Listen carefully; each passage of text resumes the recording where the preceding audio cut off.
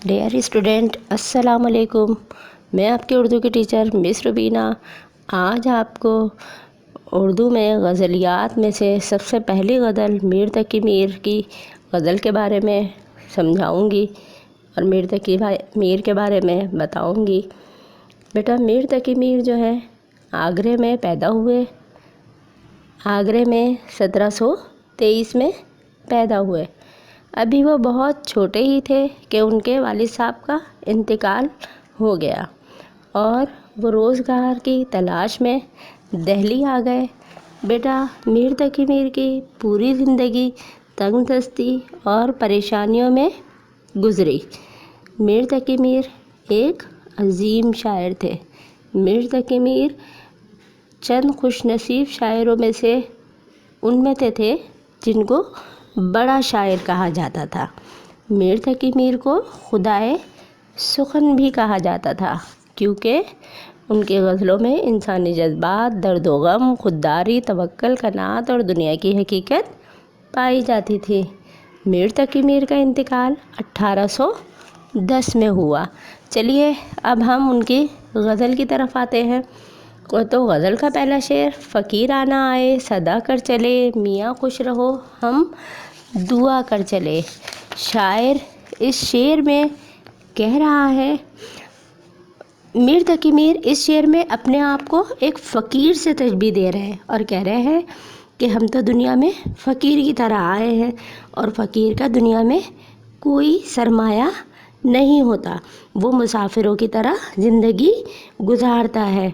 वो अपने दोस्त अहबाब को फ़कीर की तरह खुश रहने की दुआएं दे रहे हैं। मियाँ खुश रहो हम दुआ कर चले, वो अपने दोस्तों को खुश रहने की दुआएं दे रहे हैं और कह रहे हैं कि हमने तो अपनी ज़िंदगी गुजार ली है और हम अपनी आखिरी मंजिल की तरफ बढ़ गए हैं।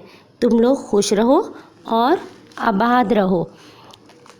इस गज़ल का दूसरा शेर, जो तुझ बिन न जीने को कहते थे हम, सो इस अहद को हम वफ़ा कर चले।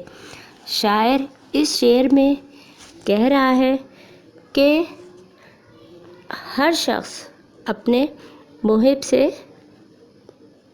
मोहब्बत चाहता है और महबूब का उसे साथ मिल जाए। वो हमेशा यही चाहता है कि उसे महबूब का साथ मिल जाए, महबूब का साथ नसीब हो।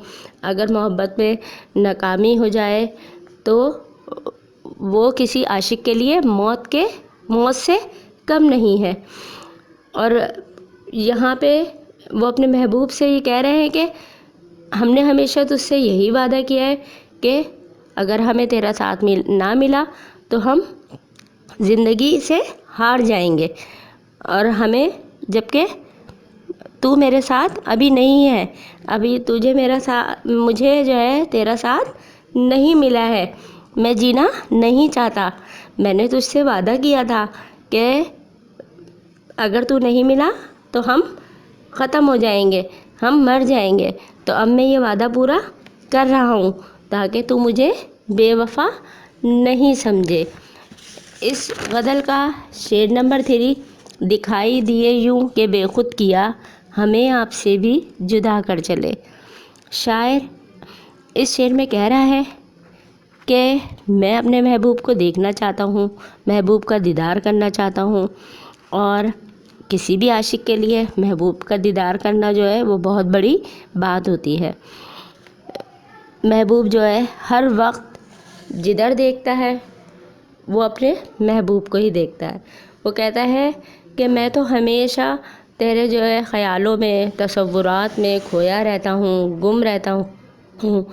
मेरी तो ये कैफ़ियत है कि मेरे सामने जब भी मेरा महबूब आता है तो मैं इतना बेखुद हो जाता हूँ कि मैं अपना आप भी भूल जाता हूँ और महबूब के दीदार में ऐसा खो जाता हूँ कि मुझे अपनी ज़ात भी बेमायने लगती है।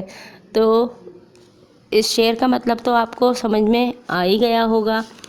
फिर इसके बाद वाला शेर है, जबी सजदा करते ही करते गई, हक़े बंदगी हम अदा कर चले। इस शेर में शायर जो है अल्लाह की मोहब्बत के बारे में बयान कर रहा है कि अगर इंसान अल्लाह की मोहब्बत में गिरफ़्तार हो जाए تو اس کی دنیا اور آخرت دونوں کامیاب ہو جاتی ہے۔ اور یہ بندے کا فرض ہے کہ وہ اللہ تعالیٰ کی نعمتوں کا شکر ادا کرے، اور اس کا شکر ادا کرنے کے لیے نعمتوں کا اسے سجدے میں گر جانا ہے۔ اللہ کو اپنے بندے کا سجدہ کرنا بہت پسند ہے۔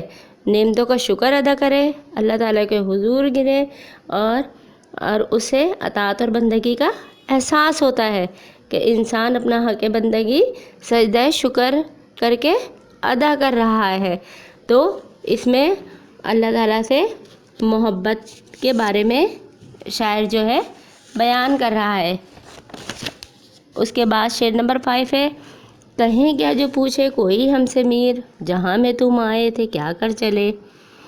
اس شعر میں شاعر کہہ رہا ہے کہ انسان کی تخلیق کا مقصد اللہ تعالیٰ کی اطاعت اور فرمانبرداری کرنا تھا، اس کی احکامات پر جھک جانا تھا، اس کی دی ہوئی نعمتوں کا شکر ادا کرنا تھا، لیکن انسان اپنا مقصد تخلیق جو ہے وہ بھول گیا اور نافرمانی میں لگ گیا۔ اس نے نافرمانی میں زندگی گزارنا شروع کر دی۔ جن کاموں کا اللہ تعالیٰ نے منع کیا تھا اس نے ان کو کرنا شروع کر دیا، اور اطاعت اور فرمانبرداری بھول گیا، اس نے اطاعت و فرمانبرداری کرنا چھوڑ دی۔ تو شاعر کہہ رہا ہے کہ ہم نے تو اپنی پوری زندگی بے مقصد گزار دی، اور اب ہمارا جو ہے چلاؤ کا وقت ہے، تو اور ہم نے اپنی آخرت کا کوئی سامان نہیں کیا، ہم کچھ نہیں لے کے گئے، ہمارے پاس اس کا کوئی جواب نہیں ہے کہ ہم نے آخرت کا کوئی سامان نہیں کیا۔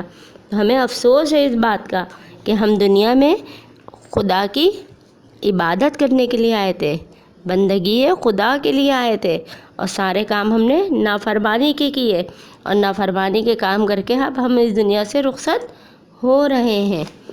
امید کرتی ہوں کہ ان تمام اشعار کا مطلب آپ کو سمجھ میں آ گیا ہوگا۔ بیٹا جو کام آپ کو کرنے کے لیے دیا جا رہا ہے وہ کام آپ لازمی کریں، اور ساتھ ساتھ آپ یاد کرنے کا کام بھی شروع کر دیں۔ شکریہ۔